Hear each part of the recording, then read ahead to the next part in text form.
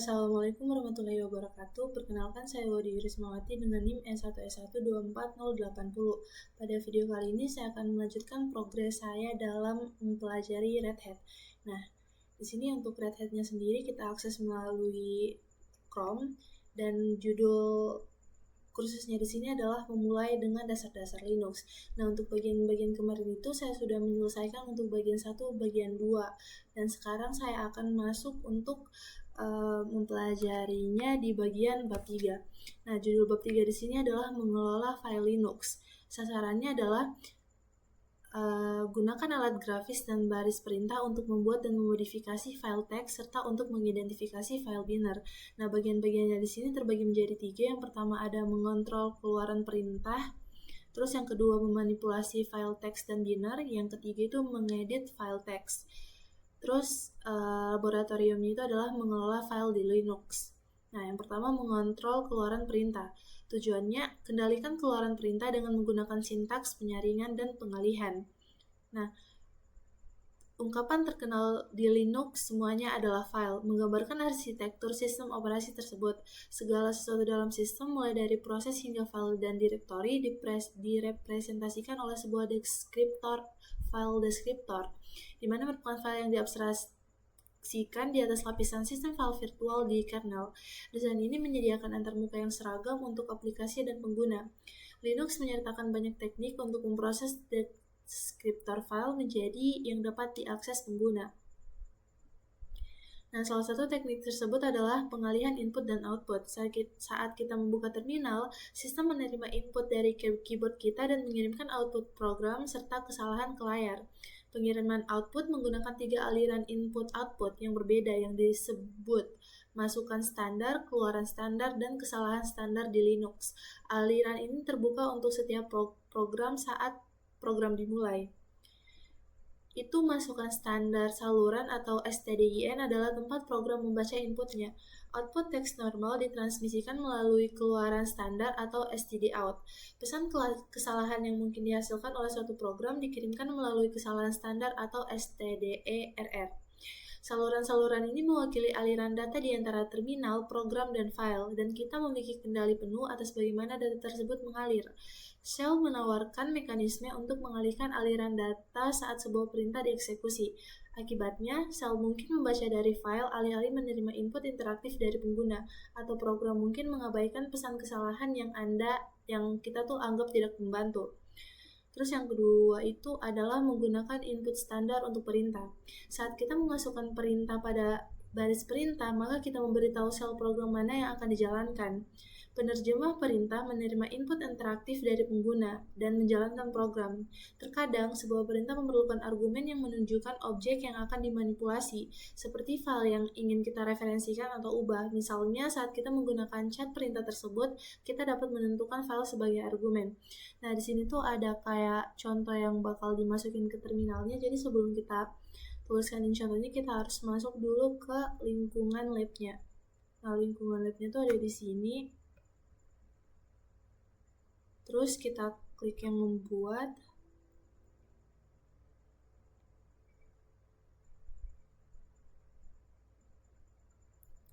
Nah, di situ kita tunggu aja sampai laboratoriumnya itu siap untuk dipakai.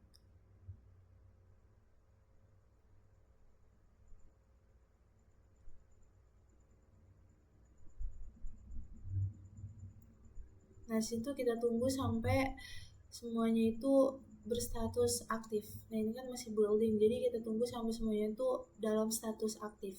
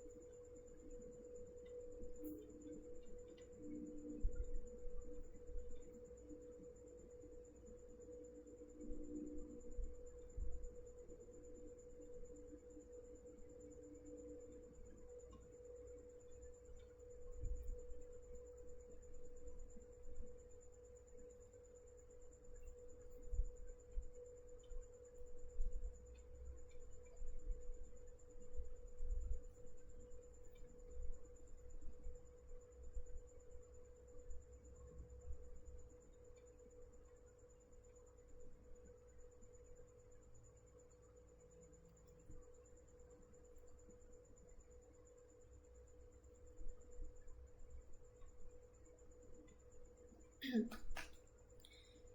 di sini karena semuanya itu sudah dalam status aktif mulai dari bagian pertama sampai yang terakhir, maka kita langsung saja untuk buka konsolnya.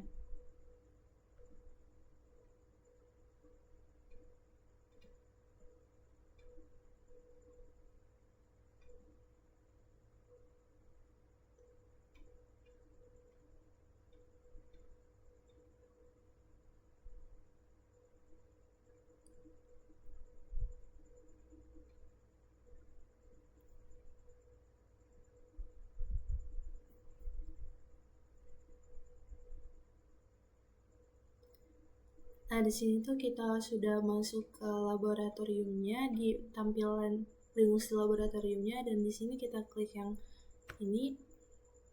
Kemudian masukkan passwordnya tuh student.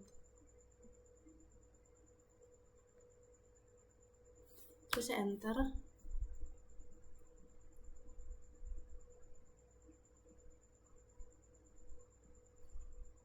Nah, di bagian terminal sini kita akan masukkan apa yang ada di kursus tadi. Nah, contoh di sini kita tuliskan chat example.txt. Chat example.txt. Oh, di sini tertulis no such file art directory.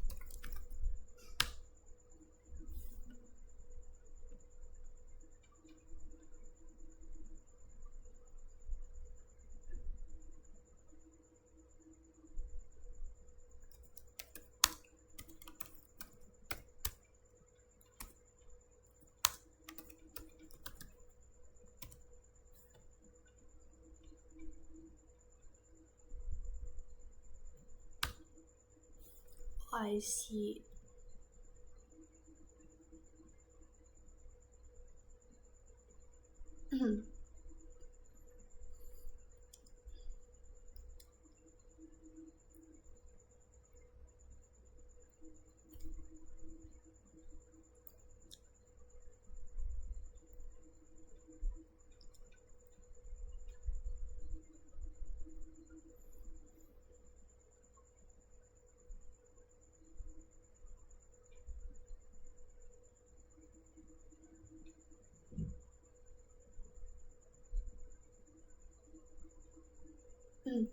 Nah, menggunakan input standar untuk perintah. Saat kita memasukkan perintah pada baris perintah, kita memberitahu shell program mana yang akan dijalankan.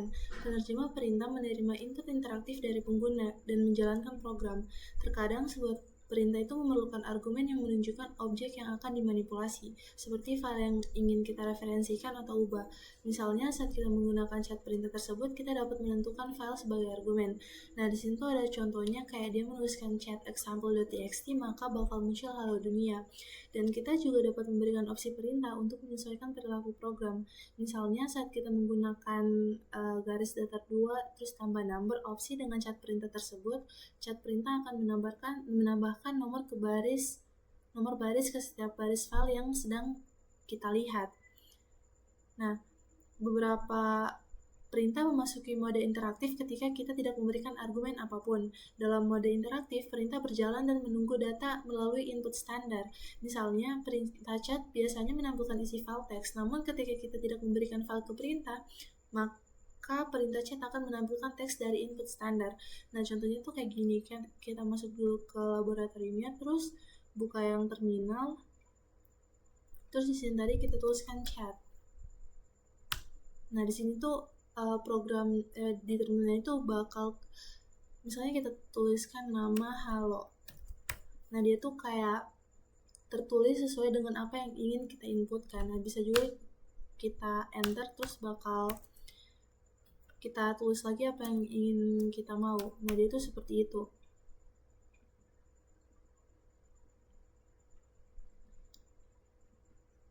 Jadi dia ketika kita tidak memberikan file ke perintah, maka perintah chat itu akan menampilkan teks dari input standar. Jadi kita bisa kayak input sendiri kata yang ingin kita masukkan. Tanpa input standar, chat perintah dijalankan tetapi tampaknya tidak melakukan apapun. Terus yang ke bagian kedua itu menampilkan teks di atas output standar. Sebagian besar perintah seperti perintah chat dan echo menampilkan teks di layar saat menghasilkan output. Perintah menampilkan output karena output standar dikirim langsung ke terminal pengendali yang terkait dengan perintah tersebut. Nah, contohnya di sini misalnya kita tuliskan, kita masuk lagi ke sini, terus saya klik yang activities dan masuk ke bagian terminalnya. Di bagian sini kita tuliskan date. Nah, di situ bakal muncul tanggal, jam, dan pokoknya waktu sesuai waktu kita sekarang. Dan di sini kita masukkan echo, misalnya hello world.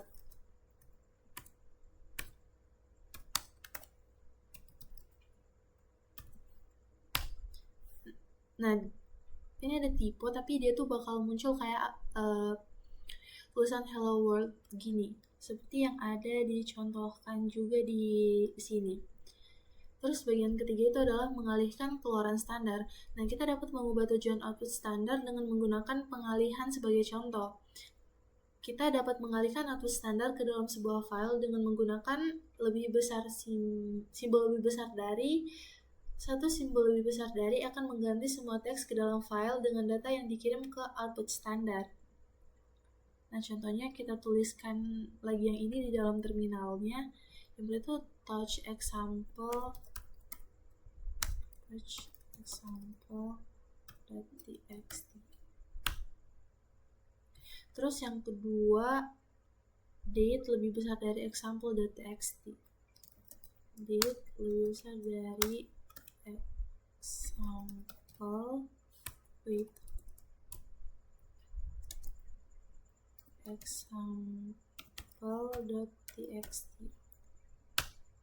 Terus yang selanjutnya itu chat example.txt. Chat example.txt. Nah, jadi itu bakal muncul lagi seperti yang sama ketika kita menuliskan date, tapi dia tuh kayak dua simbol lebih besar dari itu menambahkan data dari teks keluaran standar ke akhir file. Nah, kalau misalnya juga kita inputkan seperti ini, dia tuh bakal muncul kayak dua data yang sama. Terus kita juga dapat mengalihkan aliran dengan menggunakan deskriptor file numerik dan satu atau dua simbol lebih besar dari. Deskriptor file yang ditentukan untuk output standar adalah yang pertama, output standar adalah aliran default untuk pengalihan, jadi kita tidak perlu menentukannya. Pada contoh ini, perintah pertama menggunakan deskriptor file dan perintah kedua tidak menggunakannya. Kedua perintah tersebut setara. Coba kita tuliskan di terminalnya tadi. Sini date 1 lebih besar dari example.txt. Terus yang kedua itu date lebih besar dari example, date lebih besar dari example.txt. Nah, dia tuh bakal kayak apa ya? Perintah pertama menggunakan deskriptor file dan perintah kedua tidak menggunakannya. Nah, kedua perintah tersebut setara. Nah, kita dapat mengalihkan output standar ke perangkat, bukan ke file.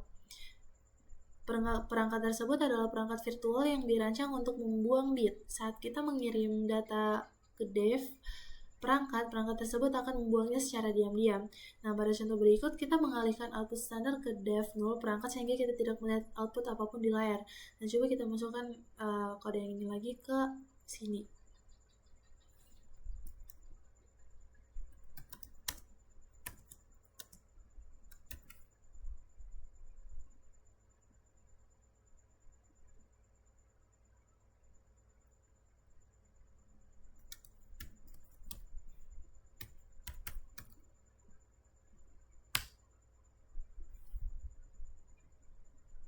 Nah, kita tuh nggak lihat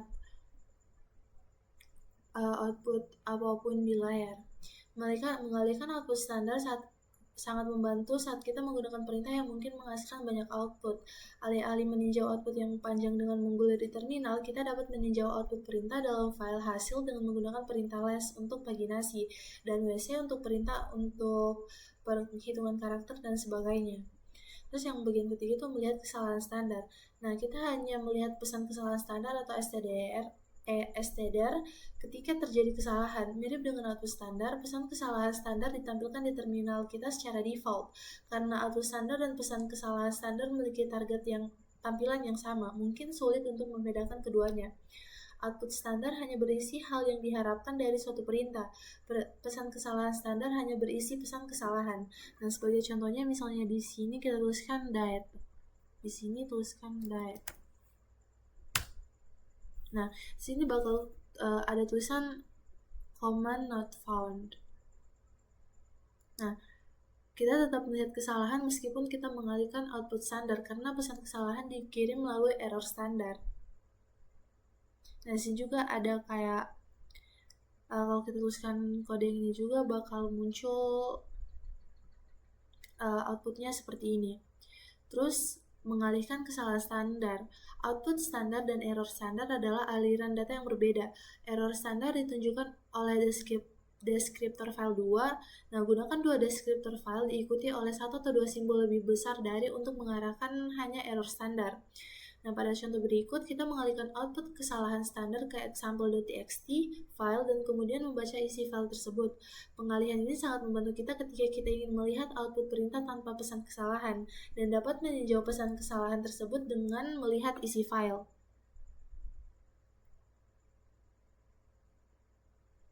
Nah, nanti kalau misalnya kita masukkan tulisan yang seperti ini, dia tuh bakal muncul output yang seperti ini.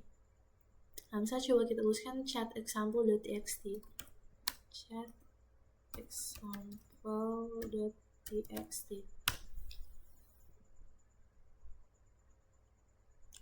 Kan kita close dulu yang ini, terus kita mulai lagi.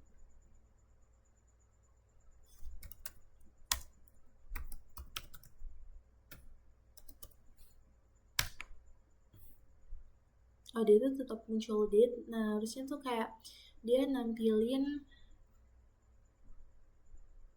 apa ya? Oh, yang ini. File atau directory itu tidak ditemukan. Terus pada contoh berikutnya lagi, kita mengalihkan error standar ke dev null perangkat. Nah, contohnya itu kayak gini. Kalau misalnya kita masukkan tulisan yang seperti ini, outputnya tuh nanti bakal muncul yang ini. Mengalihkan output standar atau standar error berguna ketika kita memiliki output yang tidak dibutuhkan. Misalnya saat menjalankan perintah hanya untuk menghasilkan aktivitas guna menguji beban CPU kita. Mengalihkan output standar juga berguna ketika ada pesan kesalahan yang diketahui dan diharapkan yang tidak perlu kita lihat. Terus ada saluran pipa. Nah, kita dapat mengalihkan output standar ke input standar dengan menggunakan pipe atau simbolnya itu garis tegak lurus. Pengalihan output standar dengan menggunakan pipe merupakan bentuk komunikasi antar proses dan menggunakan output dari satu perintah sebagai input perintah lainnya. Penggunaan umum pipe adalah untuk memanipulasi output perintah melalui serangkaian perintah untuk menyajikannya dalam format tertentu. Nah, kita dapat menggunakan lebih dari satu pipe untuk memproses output perintah. Dalam contoh ini, nah coba kita tuliskan lagi yang ini. Kita pakai yang garis tegak lurus.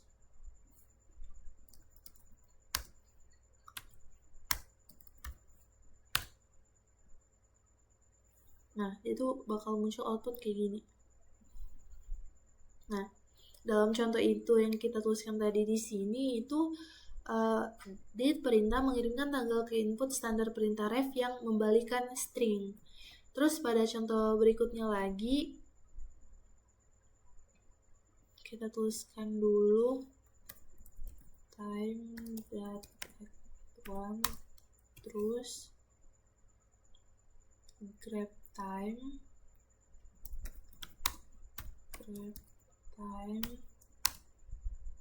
terus sort b.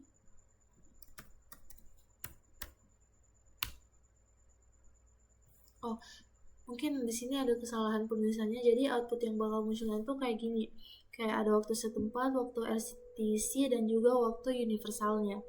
Dengan menggunakan tipe perintah tersebut, kita dapat melihat output standar dan mengalihkannya secara bersamaan.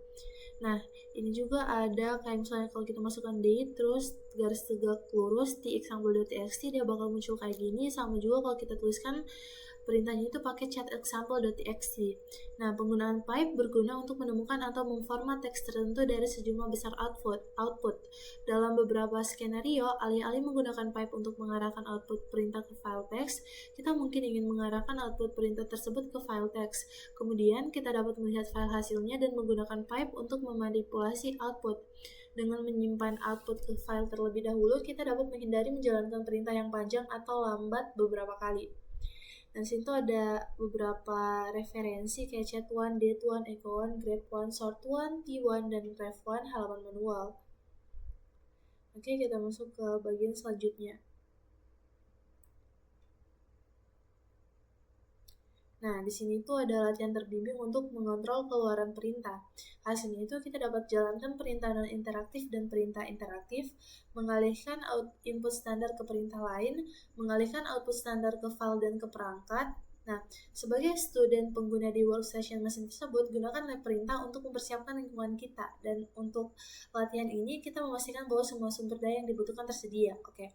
Nah, berarti di bagian sini tuh kita close dulu terminalnya. Nah, terus di bagian sini kita tuliskan perintah awal untuk memulai labnya. Lab, kita tuliskan yang ini, lab start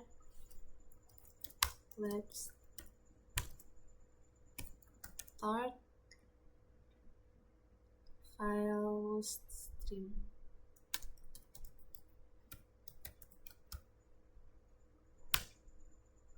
Nah, di situ udah sukses.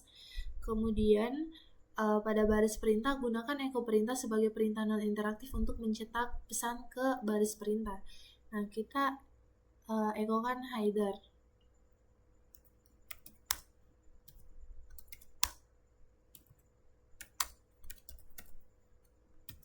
Terus kita enter. Nah, itu bakal muncul header. Kemudian, gunakan chat perintah ini sebagai perintah interaktif. Oke, kita bakal tuliskan chat. Nah, di sini kita tuliskan selamat tinggal. Oke. Terus tekan Ctrl C untuk menghentikan chat sesi. Ini kan kalau ini kan kayak belum berakhir buat sesinya. Jadi untuk mengakhirinya ini supaya kita nggak kasih inputan lagi, kita bisa klik Ctrl C. Oke. Kemudian alihkan output standar ke file dengan menggunakan simbol lebih besar dari. Nah, gunakan chat perintah untuk memastikan isi file. Kita tuliskan lagi kode yang ada di sini. Test lebih besar dari example.txt, example.txt. Terus gunakan chat example.txt, chat example.txt. Nah, itu bakal muncul output test. Kalau di sini tadi outputnya hello. Terus arahkan output standar ke akhir file dengan menggunakan 2 simbol lebih besar dari. Nah, kita tuliskan echo world, kemudian tambahkan 2 simbol lebih besar dari, terus example.txt,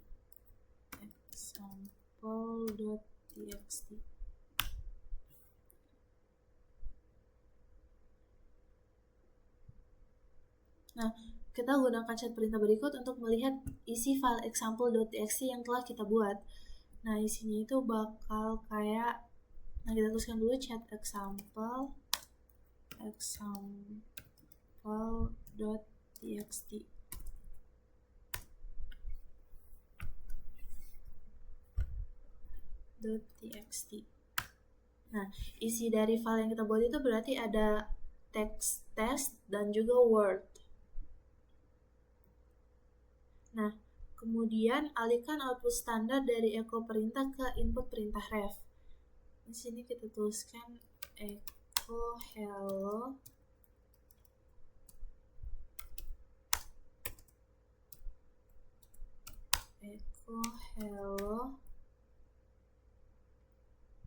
ref di example.txt, ref di example.txt.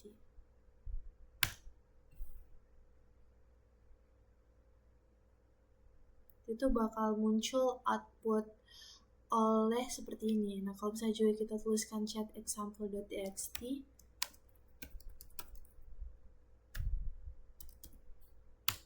nah, tetap juga outputnya itu bakal oleh. Kemudian, gunakan 1s perintah pada directory yang tidak ada untuk menghasilkan pesan kesalahan pada output standar. Nah, kita tuliskan 1s void, 1s void, comma not found. Oke. Kemudian alihkan error standar ke def null perangkat. Terus kita tuliskan 1s void, terus lebih besar dari def null, terus null.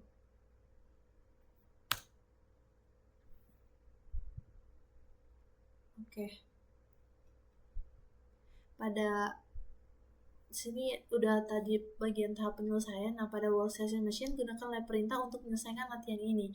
Nah, langkah ini penting untuk memastikan bahwa sumber daya dari latihan sebelumnya tidak mempengaruhi latihan yang akan datang. Oke, karena tadi kita udah bikin startnya, berarti harus ada finishnya juga. Nah, di sini kita tuliskan ini kembali di terminalnya. Kita tuliskan lab finish files stream.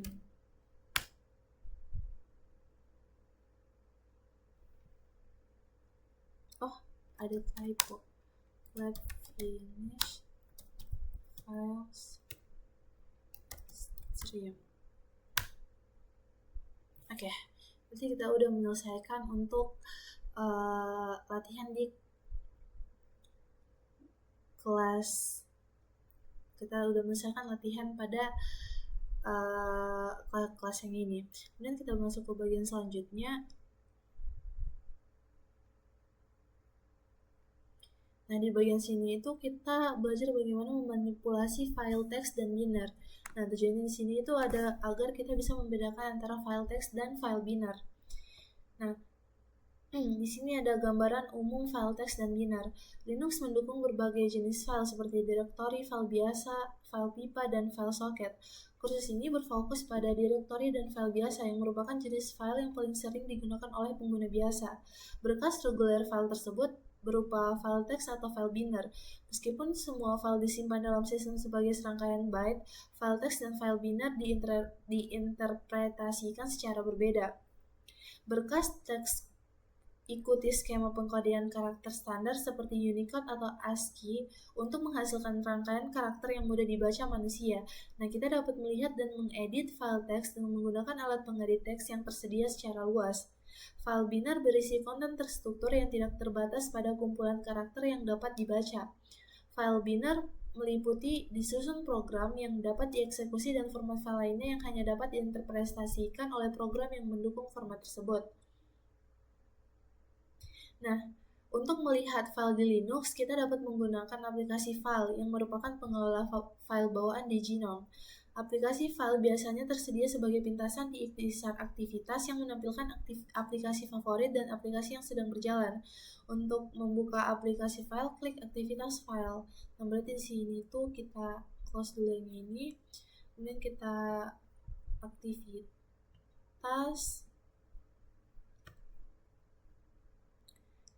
terus nanti pilih file.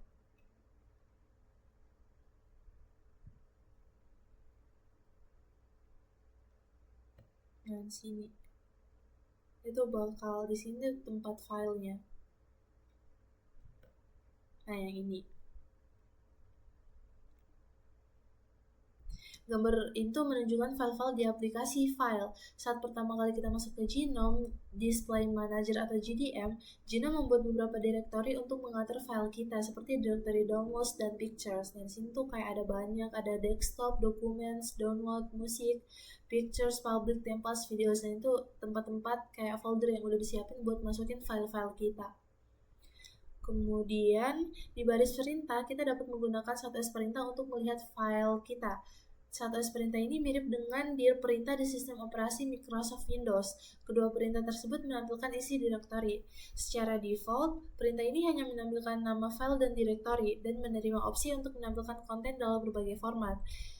Satu opsi ini menampilkan entry directory sebagai daftar panjang yang mencakup izin kepemilikan, stempel waktu, dan juga ukuran. Nah, di sini ada catatannya. Untuk melihat informasi perintah dan opsi yang tersedia, gunakan help opsi tersebut dengan perintah. Nah, berarti di bagian di bagian terminalnya kita tuliskan 1S. Ini kita close. Kemudian masuk ke bagian terminal. Klikkan 1S. Bakal muncul ya. Oh, command not found.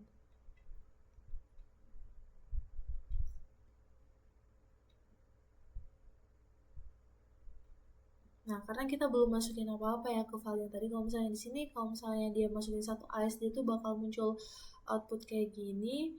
Terus 1S kurang 1, dia tuh bakal muncul output seperti ini.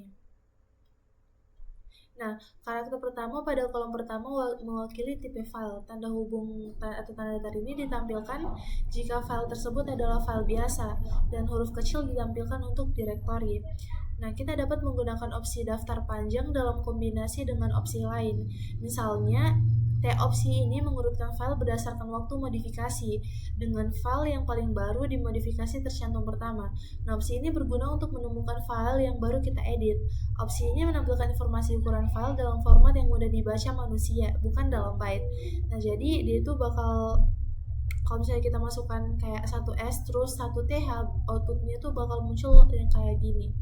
Itu kalau misalnya udah ada data yang udah ada file yang kita masukkan ke sini tadi ya, ke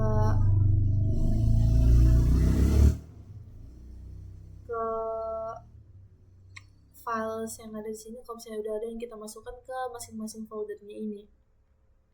Kemudian konvensi penamaan file. Di Linux, salah satu praktik terbaik adalah menghindari penggunaan spasi dalam nama file, karena shell menggunakan karakter spasi untuk memisahkan argumen perintah. Pengguna Linux sering menggunakan terminal untuk memanipulasi file, dan memanipulasi file yang mengandung spasi dalam namanya dapat menyebabkan masalah. Sebagai contoh, kita dapat mencantumkan nama inventory.xlsx file, tetapi mencantumkan my shopping list name file dengan karakter spasi akan menghasilkan kesalahan. Nah, contohnya kalau kita masukkan gini, dia tuh bakal kalau misalnya kita pakai kode yang pertama, dia tuh bakal muncul output yang sesuai seperti ini. Tapi kalau misalnya kita tuliskan namanya itu pakai ada karakter spasi seperti ini, nah dia tuh bakal muncul output yang mengatakan bahwa tidak ada file atau directory seperti itu karena cara penulisannya ini memang salah. Terus Shell menginterpretasikan my shopping dan list sebagai argumen yang berbeda untuk satu S perintah tersebut, tetapi file-file tersebut tidak ada. Nah, contoh-contoh berikut itu menunjukkan cara merujuk my shopping list file tersebut dengan benar menggunakan berbagai metode. Metode yang pertama itu kita dapat gunakan garis miring, terus yang kedua itu kita dapat tuliskan my tab seperti ini.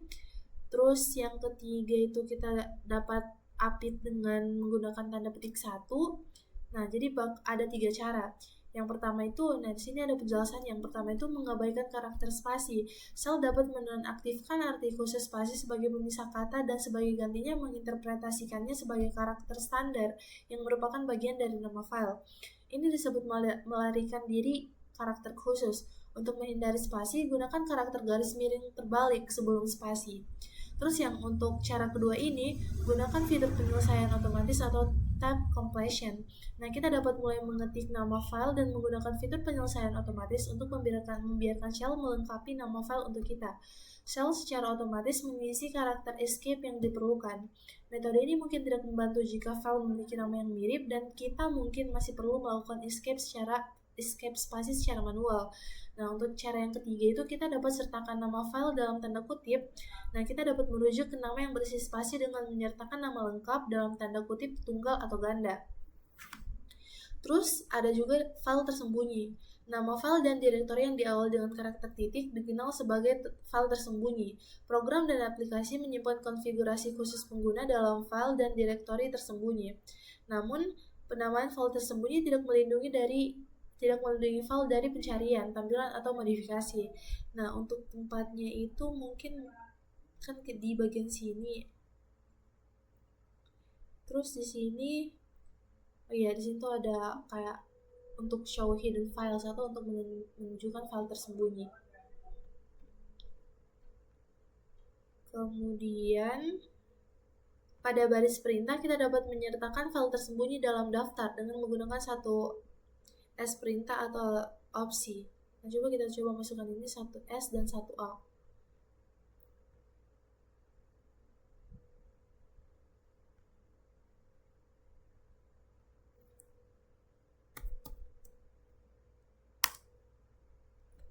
Satu S dan satu A. Oh, command F1, oke. Jadi dia tuh bakal kayak gini ya outputnya. Nah, pengguna kita dapat menyertakan file tersebut dalam daftar dan menggunakan satu S perintah. Jadi kita dapat menyertakan file tersembunyi itu dengan menggunakan perintah yang ini. Terus di bagian mengidentifikasi file, pada beberapa sistem operasi, file wajib memiliki ekstensi seperti .txt ekstensi untuk file teks biasa atau .xt ekstensi untuk program yang dapat dieksekusi. Namun, Linux tidak bergantung pada ekstensi file untuk mengenali dan berinteraksi dengan file. Sebaliknya, program membaca ekstensi file tersebut judul.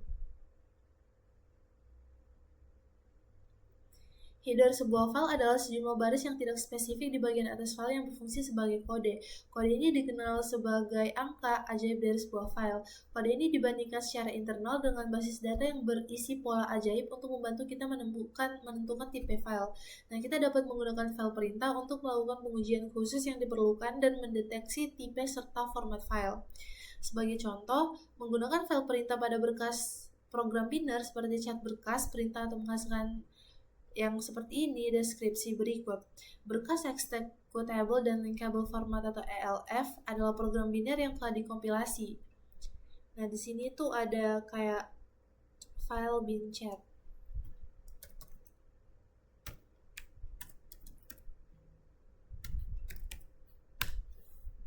no such file or directory karena memang belum dibuat. Nah, berkas teks tidak memiliki nomor ajaib sehingga tidak cocok dengan entry dalam basis data ajaib. Dalam hal ini, Linux melakukan serangkaian pengujian untuk melihat apakah berkas teks tersebut sesuai dengan salah satu standar pengkodean karakter. Jika berkas teks sesuai dengan kumpulan pengkodean karakter seperti ASCII atau UTF-8, maka file perintah tersebut akan mencetak kumpulan karakter tersebut. Berkas yang tidak dapat diidentifikasi sebagai format biner yang dikenal atau sebagai berkas teks yang valid akan ditampilkan sebagai berkas data.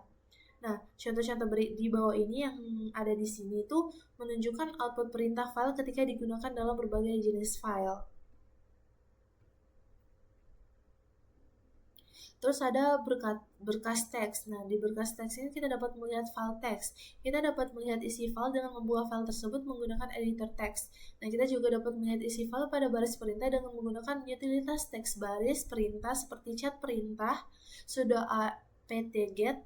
Nah, contoh berikut menunjukkan isi dictionary file teks tersebut. Nah, kalau saya kita tuliskan ini, dia tuh bakal muncul kayak isi dictionary file teks tersebut. Untuk melihat isi beberapa file, tambahkan nama file ke chat perintah sebagai argumen. Nah, di sini kayak chat file 1, file 2, chat file 1, file 2. Perintah chat ini menampilkan seluruh isi file, bahkan untuk file yang memiliki ribuan baris teks. Terus penomoran halaman berhenti di akhir baris yang ditampilkan di jendela. Nah, kita harus memberikan input untuk melanjutkan ke baris berikutnya. Les perintah ini juga menyediakan opsi untuk navigasi file maju dan mundur. Nah, kita dapat langsung melompat ke baris manapun menggunakan kode baris atau mencari kata atau kombinasi tombol di awal atau akhir file. Nah, kita masukkan kayak les dictionary dan bakal muncul output seperti ini. Terus gunakan tombol panah atas dan panah bawah untuk menggulir ke atas dan ke bawah. Tekan H untuk halaman bantuan dan Q untuk keluar dari perintah. Kemudian yang perintah ini juga itu menampilkan baris terakhir dari file yang ditentukan. Dengan cara yang sama seperti head perintah, ini menampilkan baris pertama. Jadi kalau misalnya di file kita ada kayak namanya my shopping list, berarti yang di baris dia tuh bakal nampilin baris terakhir dari file yang ditentukan dengan cara yang sama seperti head perintah. Ini menampilkan baris pertama. Terus dalam beberapa skenario, kita mungkin ingin mengetahui berapa banyak baris atau kata dalam sebuah file teks. Nah, kita dapat menggunakan perintah WC untuk melihat jumlah baris, kata, dan karakter dalam sebuah file. Nah, gunakan opsi min1, min1 WC untuk menampilkan hanya jumlah baris, kata, atau karakter yang diberikan. Jadi kalau misalnya cuma nulisin WC dictionary, dia bakal nunjukin berapa banyak kamus.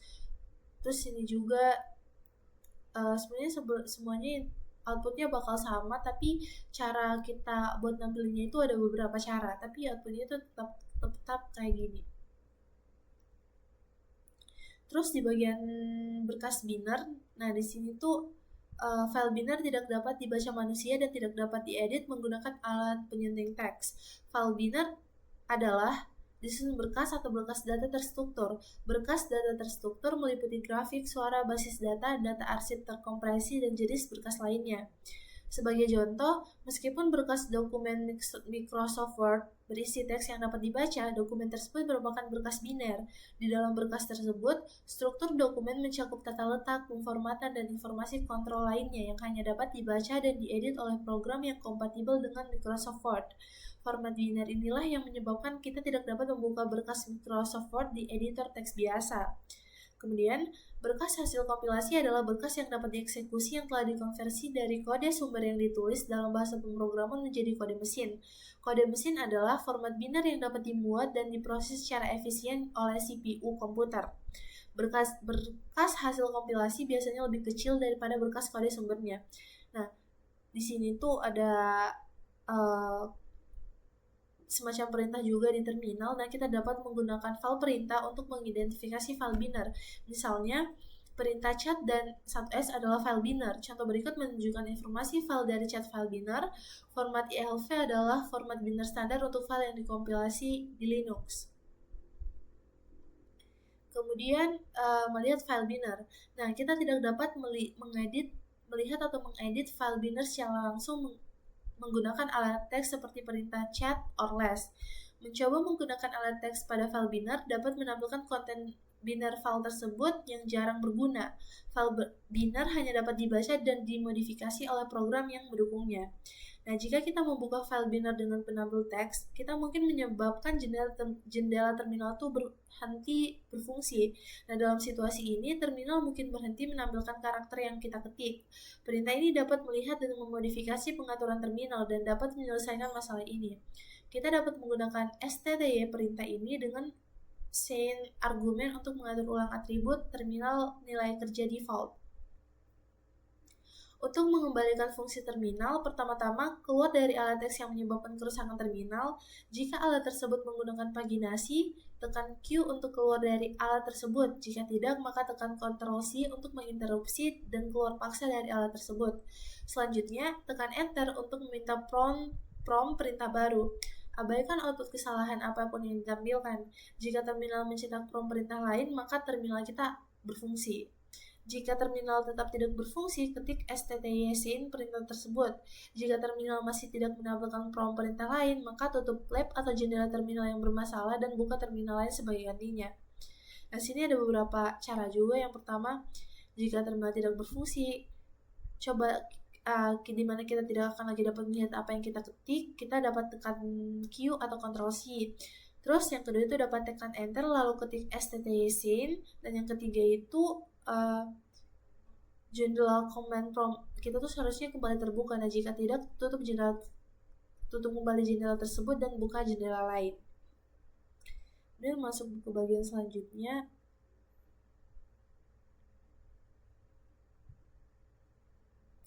Nah, di sini tuh kita bakal melakukan latihan memanipulasi file, teks, dan binary.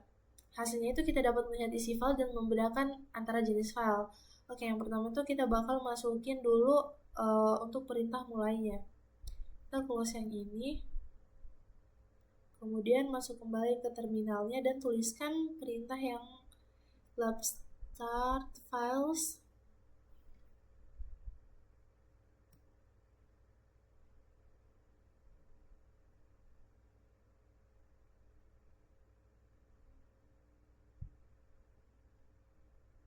Sini lab start files file types. Nah, kayak itu udah berhasil kita bangun. Kemudian pada baris perintah, daftarkan file dan direktori kita dengan menggunakan berbagai opsi perintah. Cantumkan file dan direktori di direktori kerja kita saat ini. Berarti kita bakal tulisin yang ini, 1S.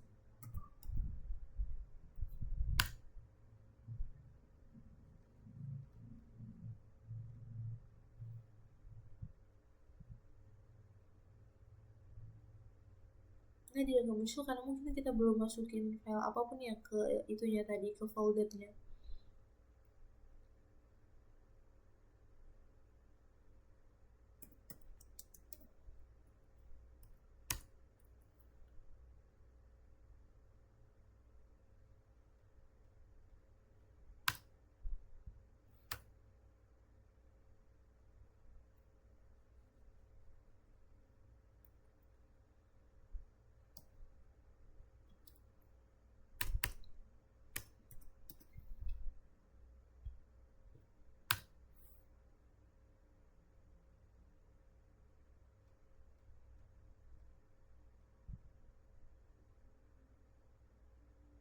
Nah, pokoknya yang pertama kita cantumkan file dan direktori di direktori kerja kita saat ini. Terus yang kedua, cantumkan file dan direktori kita dan menggunakan format daftar panjang. Nah, kita dapat tuliskan kayak gini, terus dia bakal muncul output yang seperti ini. Kemudian cantumkan file dan direktori dengan menggunakan format daftar panjang dan tampilkan ukuran file dalam format yang mudah dibaca manusia dengan menggunakan perintah 1S 1H. Kemudian periksa tipe file dari readme.md file tersebut dan menggunakan kayak tuliskan file readme.md. Kemudian cari tahu jumlah baris, kata, dan karakter dalam readme MD file tersebut. Yang pertama itu cari tahu jumlah baris, kita dapat tuliskan wc terus 1 readme.md. Terus kalau misalnya mau cari jumlah kata, kita dapat tuliskan cw readme.md. Dan kalau misalnya untuk periksa jumlah karakter dalam readme MD file tersebut, kita juga dapat tuliskan seperti yang di awalnya tadi. Pembedanya itu kita dapat kalau misalnya di baris itu pakai 1, kalau di kata itu pakai W, kalau misalnya untuk jumlah karakter pakai C. Terus kita dapat lihat isi lengkap file tersebut readme.md, di mana output yang panjang bergulir keluar layar dan berhenti di akhir file karena chat printer tersebut tidak membagi output menjadi beberapa halaman. Nah, itu bakal muncul kayak gini. Kemudian di bagian 5, lihat readme.md pada bagian awal berkas. Kemudian lihat hanya 3 baris pertama. Nah, lihat baris pertama file readme dengan menggunakan head printer tersebut. Nah, head printer ini secara default menampilkan 10 baris di bagian sini. Kemudian kita lihat 3 baris pertama file tersebut dengan readme.md. Nah, yang ini. Kemudian lihat 3 baris terakhir dari readme.md file tersebut dari sini. Nah, kemudian bagian selanjutnya, periksa tipe file dari chat printer tersebut, lalu coba lihat isi file binar dengan menggunakan chat printer dan les printer tersebut. Yang pertama, untuk meminta nama jalur lengkap dari chat file perintah. Nah, sistem akan menemukan chat perintah tersebut dengan mencari secara berurutan di direktori dalam path variable kita. Sini pakai perintah whichcat. Terus untuk periksa tipe file tersebut, kita dapat pakai kayak file binchat. Terus yang terakhir, cobalah untuk melihat isi file binar menggunakan chat printer tersebut. Dalam contoh ini, kita menggunakan bincat program tersebut sebagai program penampil dan juga sebagai file binar yang dapat dieksekusi untuk dilihat. Melihat file binar dan dengan penampil teks tidak berguna, tetapi kita dapat mengenali perilakunya jika kita melakukan kesalahan umum ini. Sini ada catatan, jika terminal membeku, kita mungkin tidak dapat melihat lagi karakter yang kita ketik. Jadi kita dapat ketik, seperti yang udah dijelasin sebelumnya, kita dapat tekan H atau tekan Ctrl C, atau juga kita dapat pakai ketik STTY kemudian tekan Enter. Terus yang terakhir, kita dapat mencoba untuk melihat bincat file binar dengan menggunakan les printer tersebut. Les printer ini lebih aman karena memberikan peringatan bahwa kita mencoba melihat file binar secara tidak benar. Saat muncul peringatan, tekan N untuk menunjukkan bahwa kita tidak ingin melihat file tersebut. Oke, karena misalnya kita udah selesai menyelesaikan kelas ini, kita dapat mengakhiri kelasnya latihannya itu dengan menuliskan ini di tadi kan kita di sini ada lab startnya, terus kita pakai lab finish supaya latihannya itu selesai.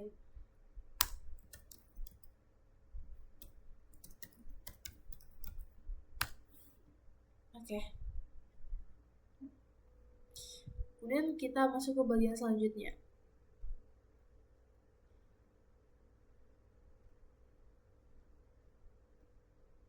Nah, di bagian sini tuh kita bakal mengedit file text. Tujuannya itu menggunakan garis perintah dan editor grafis untuk memodifikasi file text. Pertama, editor text Linux. Red Hat Enterprise Linux menyertakan banyak editor teks dalam repositori perangkat lunaknya yang dapat kita gunakan untuk melihat dan memodifikasi file teks, termasuk file teks biasa. File teks biasa tidak berisi pemformatan font, gaya khusus, atau header file. Kemudian ada editor teks grafis. Editor teks grafis modern untuk Linux menjembatani kesenjangan antara kebutuhan programmer dan pengguna sehari-hari. Aplikasi ini menawarkan berbagai fungsi seperti antarmuka yang bersih dan fungsi canggih yang dibutuhkan untuk pemrograman. Editor teks grafis menyertakan fungsi-fungsi canggih ini yang biasanya dikenal sebagai lingkungan pengembangan terpadu atau IDE. Nah, sini kita mengedit file teks dengan Gedit. Nah, catatannya, editor teks Gedit adalah editor bawaan di Red Hat Enterprise Linux 9, tetapi proyek pengembangannya sudah tidak aktif lagi. Editor teks Genome adalah editor populer dan editor bawaan di Fedora. Kedua editor teks ini memiliki antarmuka dan fungsi yang serupa. Nah, kita mungkin dapat menggunakannya secara bergantian. Untuk membuat Gedit, klik aktivitas di pojok kiri atas desktop, lalu tekan tombol super di kolom pencarian, ketik Gedit, lalu klik editor text. di sini di sini kita close dulu activities.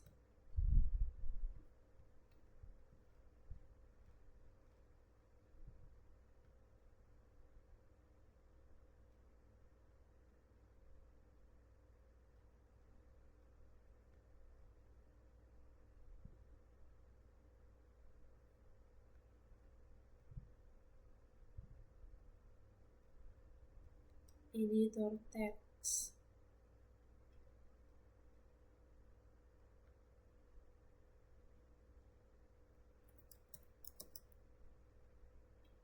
Nah, ini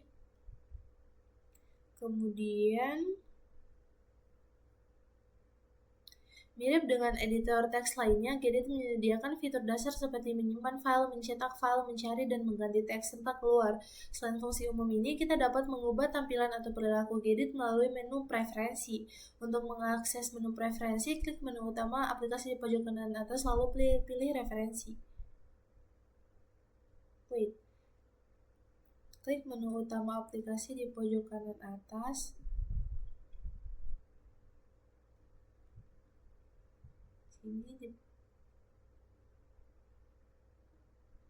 Terus yang ini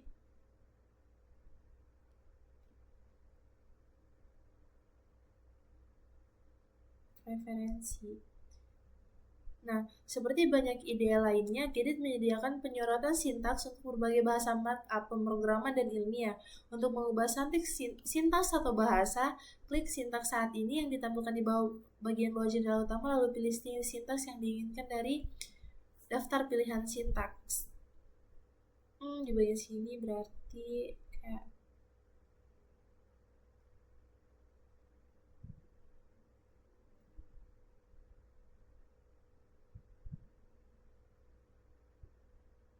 oke.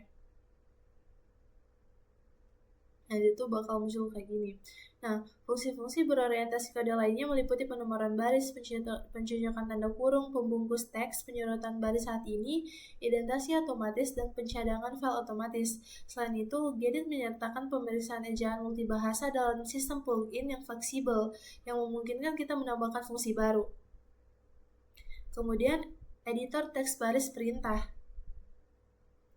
Administrator sistem Linux sering mengedit file teks menggunakan baris perintah. Editor baris perintah sangat penting untuk server yang tidak memiliki lingkungan desktop grafis terpasang. Editor teks baris perintah berikut ini umum digunakan. Yang pertama itu ada Nano.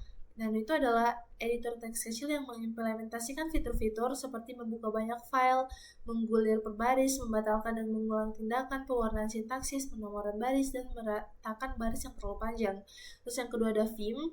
Dia itu adalah, atau vImproved adalah editor teks yang dapat mengedit berbagai jenis file teks biasa dan sangat berguna untuk mengedit program. Terus yang pertama nih, kita mengedit file dengan teks nano. Untuk membuka file yang sudah ada atau membuat file, gunakan nano perintah dengan nama file sebagai argumen. Nah, kita usahain yang ini. Kemudian perintah ini itu bakal membuka jendela editor tempat kita di mana melihat dan mengedit file kita. Nah, tampilan itu seperti ini.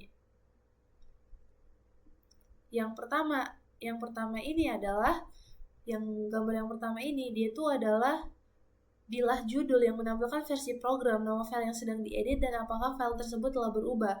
Terus yang kedua itu, yang bagian sini itu adalah jendela edit yang menampilkan isi file yang sedang diedit. Terus yang ketiga, yang ini itu dia adalah bilah status yang menampilkan pesan-pesan status penting, dan yang keempat itu adalah saluran bantuan yang untuk menampilkan pintasan perintah yang sering digunakan di editor. Perintah yang paling umum muncul di bagian bawah jendela utama, tetapi masih banyak pintasan lainnya. Nah, editor teks nano itu tidak menggunakan tombol shift. Semua pintasan menggunakan huruf kecil dan tombol angka yang tidak dimodifikasi. Misalnya, untuk melihat daftar pintasan, kita dapat tekan Ctrl G dan jendela akan menampilkan layar seperti ini. Dengan catatan, simbol karet atau kayak yang seperti ini tuh menunjukkan bahwa kombinasi tombol menyertakan tombol kontrol. Huruf M muncul ketika kombinasi tersebut menyertakan tombol super. Sebagai contoh, Kombinasi Ctrl Plus adalah pintasan untuk fungsi pencarian dan penggantian. Untuk menyelesaikan pencarian dan penggantian, editor teks Nano akan meminta string yang akan dicari, string baru, dan opsi untuk mengganti satu instance atau semua instance string tersebut. Editor teks Nano tersedia di banyak distribusi Linux, namun Nano memiliki keterbatasan dibandingkan dengan editor yang lebih andal seperti Vim atau Emacs. Terus masuk di mengedit file teks dengan Vim. Untuk membuka file yang sudah ada, kita atau membuat file, kita dapat gunakan Vim perintah dengan nama file sebagai argumen. Di bagian sini tuh bakal masukin di bagian terminal, dan nanti outputnya itu bakal muncul seperti ini.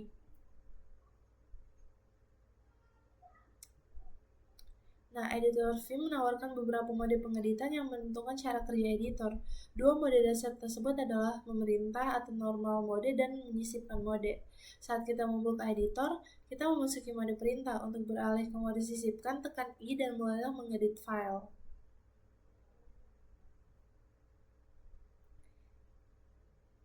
Nah, dalam mode perintah, kita dapat menjalankan perintah pengeditan dan navigasi umum, seperti menyimpan file dan keluar dari program.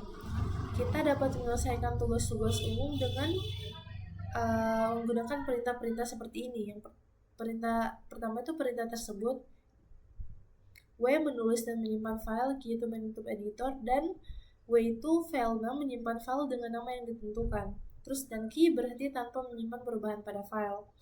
Vim itu juga memiliki tutor bawaan yang dapat kita akses menggunakan Vim tutor perintah di baris perintah. Itu seperti ini. Kemudian masuk ke bagian selanjutnya.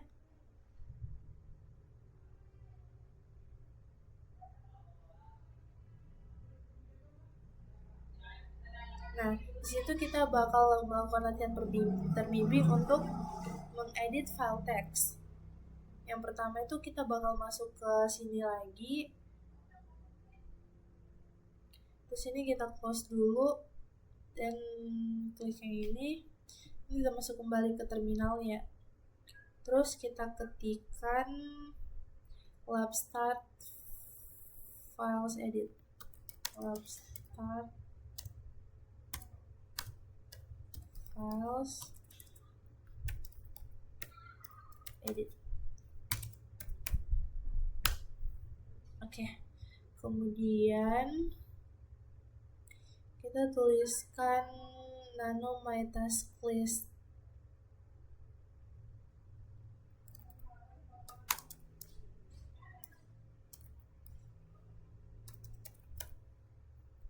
My task list .txt.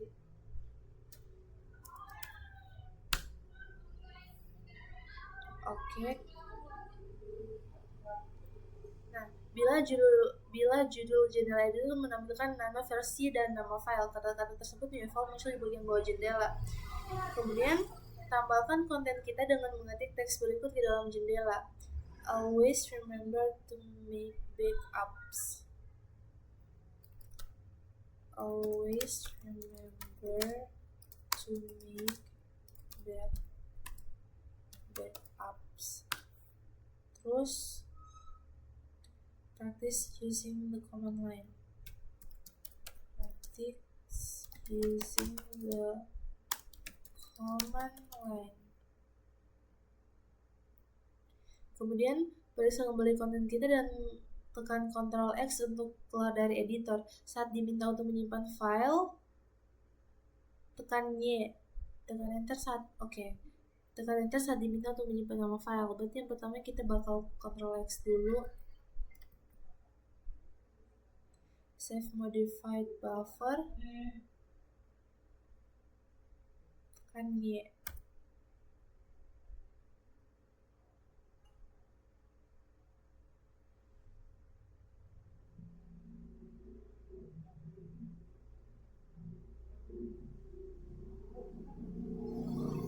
Terus kita tekan enter. Kemudian tuliskan lagi perintah 1S.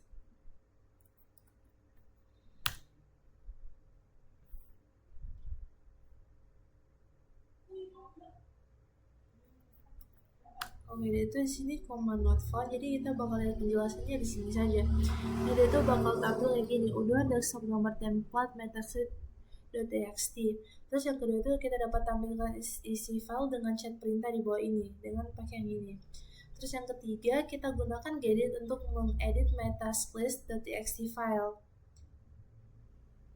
Nah, langkah-langkahnya itu ada di sini. Kita yang pertama tekan super.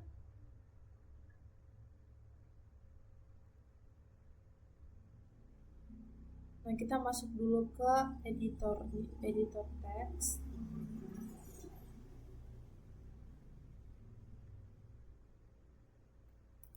Text editor. Kemudian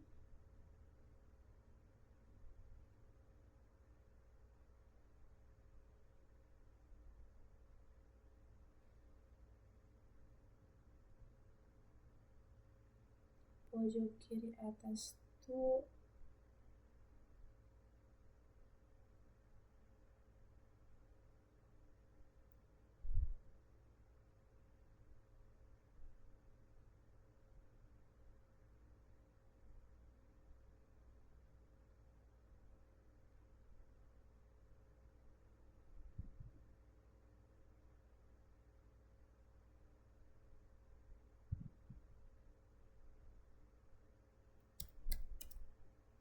nah yang ini oke, jadi dia tuh bakal masuk pesan yang kita tuliskan tadi.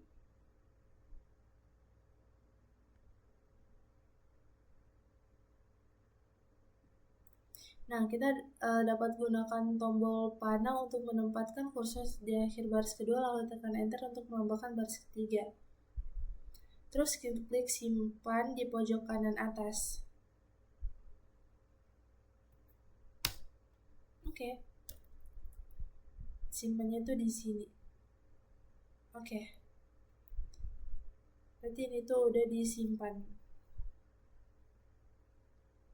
Kemudian pada baris perintah tampilkan isi file dengan chat perintah tersebut. Chat mytaskclicks.txt.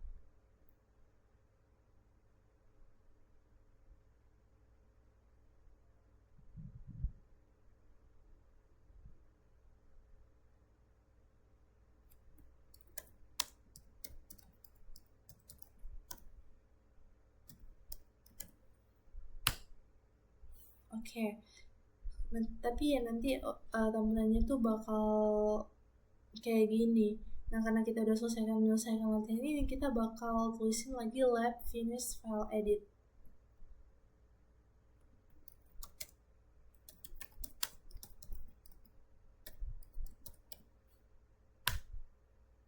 Oke. Kemudian kita masuk ke bagian selanjutnya. Nah, di situ kita bakal praktikum untuk mengelola file di Linux. Yang di sini, sebagai student pengguna di workstation mesin tersebut, gunakanlah perintah untuk mempersiapkan lingkungan kita. Nah, pertama tuh kita bakal masuk lagi ke ini tadi, tapi kita tutup dulu yang ini. Kemudian kita buka lagi terminal baru dan lakukan latihan terbaru lagi. Nah, di situ tuliskan lab start files review. Lab start files review. Kemudian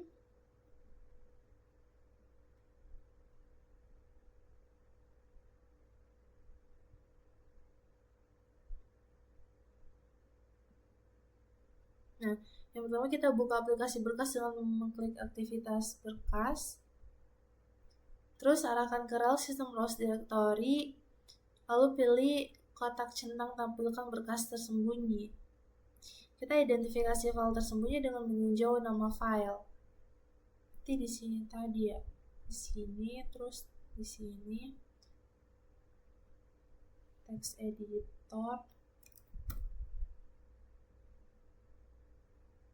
di sini, terus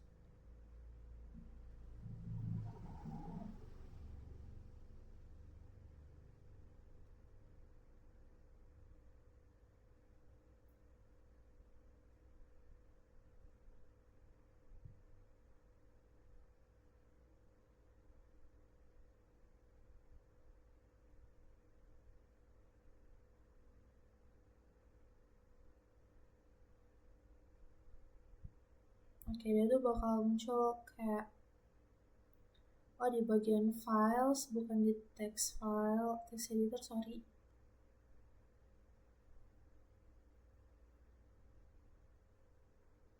Jadi di sini di bagian files, kita bakal show hidden files. Nah, terus file tersebut Ansible adalah file tersembunyi, jadi sesuai dengan deskripsinya.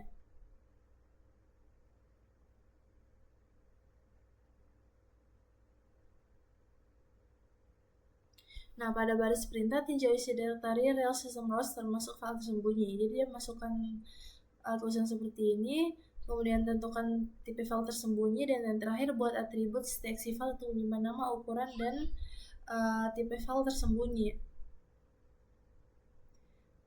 Terus yang kedua itu kita buat .time txt file untuk menyimpan output perintah time data one. Kita dapat gunakan editor teks untuk menghapus semua spasi kosong di awal setiap baris file. Terus yang ketiga, periksa jumlah kata dalam words file yang sudah ada. Nah, terus buat word count.txt file baru untuk menyimpan jumlah kata tersebut. Terus identifikasi tipe file tersebut. Dan yang terakhir, identifikasi berapa banyak berkas zona waktu berbasis yang tersimpan di zone info directory untuk benua Asia. Nah, kalau misalnya juga udah selesai kelasnya, kita dapat tuliskan lab finish /shift footer. Sebelum itu, sebagai student pengguna di workstation mesin tersebut, gunakan lab perintah untuk menilai pekerjaan kita. Nah, perbaiki setiap kesalahan yang dilaporkan dan jalankan kembali perintah hingga berhasil. Jadi kita bisa lihat ini buat review apa yang latihan yang udah kita kerjakan. Tapi di sini kita coba untuk selesaikan dulu kelasnya pakai perintah yang ini.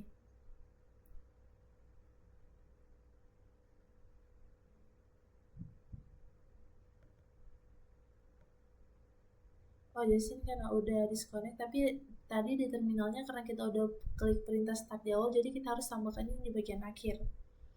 Kemudian ke bagian selanjutnya, situ ada ringkasan dari materi-materi yang udah kita pelajari sebelumnya. Yang pertama, Linux menggunakan 3 aliran input output yang berbeda yang disebut input standar, output standar, dan error standar. Kita dapat mengalihkan aliran-aliran ini saat menjalankan perintah. Terus yang kedua, kita dapat mengalihkan output standar dan error standar ke file baru, menambahkan output ke file yang sudah ada, atau mengirim output ke perangkat virtual. Yang ketiga, kita dapat menggunakan satu atau lebih pipa untuk menggunakan keluaran perintah sebagai masukan untuk perintah lain. Setiap tahap dari pipeline memodifikasi keluaran untuk mencapai suatu tujuan. Yang keempat, Linux menggunakan file tersembunyi untuk melindungi file konfigurasi agar tidak diubah atau dihapus secara tidak sengaja. Yang kelima, Linux tidak bergantung pada ekstensi file untuk mengidentifikasi jenis file. Linux membaca header file dan membandingkannya secara internal untuk membantu menentukan jenis file. Dan yang terakhir, berkas teks biasa tidak berisi header berkas dan tidak memiliki fitur pemformatan. Linux menyertakan banyak editor teks baris perintah untuk melihat dan memodifikasi berkas teks biasa seperti Nano atau Vim. Oke, mungkin itu saja untuk video progres saya selama mempelajari Red Hat. Dengan judul kursnya itu udah mulai dengan dasar-dasar Linux 9.1. Untuk bagian selanjutnya bakal saya lanjutin lagi di video selanjutnya. Jika ada salah kata ataupun penjelasan yang kurang dimengerti, mohon dimaafkan. Akhir kata, wassalamualaikum warahmatullahi wabarakatuh.